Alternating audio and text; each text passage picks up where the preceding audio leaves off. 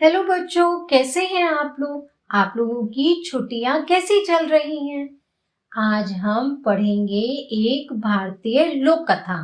ये लोक कथा है वर्ली लोगों की, जो महाराष्ट्र में रहते हैं और पूरी दुनिया में मशहूर हैं अपनी सुंदर सुंदर वर्ली पेंटिंग्स के लिए। इस पूरी कहानी में जो पिक्चर्स आप देखेंगे वो वर्ली ड्राइंग्स हैं। तो चलिए शुरू करते हैं। एक वर्ली लोक कथा, सबकी जान एक समान। बहुत पुरानी बात है। उस समय खाने की कोई कमी नहीं थी और कोई भूखा नहीं था। फसल के देवता हमसे खुश थे और उनका हम सब पर आशीर्वाद था। सब बहुत मेहनत करते थे। लोग बीज बोते थे और खाना उगाते थे। समय पर बारिश होती थी और फसल हमेशा अच्छी रही, कभी खराब नहीं हुई। वर्ली जनजाति के लोग चावल की खेती करते थे। जब बीज पूरी तरह से पक जाते, उन्हें इकट्ठा करके अन्न भंडार में रखा जाता था। किसी जानवर, यहाँ तक कि एक चूहे ने भी कभी भंडार में अन्न को नहीं छुआ।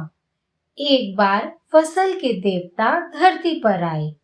देवता जानवरों के लिए इंसान के प्यार को परखना चाहते थे, इसलिए वे खुद एक बिल्ली में बदल गए और एक परिवार के पास गए।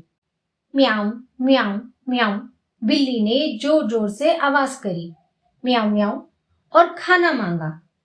परिवार के लोग खाना खा रहे थे, पर उन्होंने बिल्ली को कुछ नहीं दिया, उल्टा बिल्ली को भगा दिया। देवता बहुत दुखी हुए।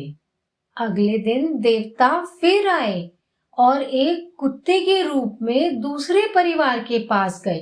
भौं भौं भौं भौं भौं भौं भौं भौं, कुत्ते ने बहुत भौंका और खाना मांगा।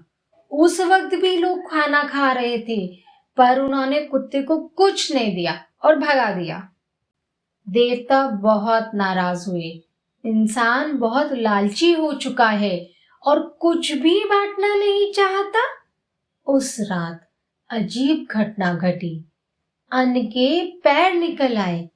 अन्न के दाने भंडार गृह से बाहर निकल आए और रात के अंधेरे में कहीं चले गए।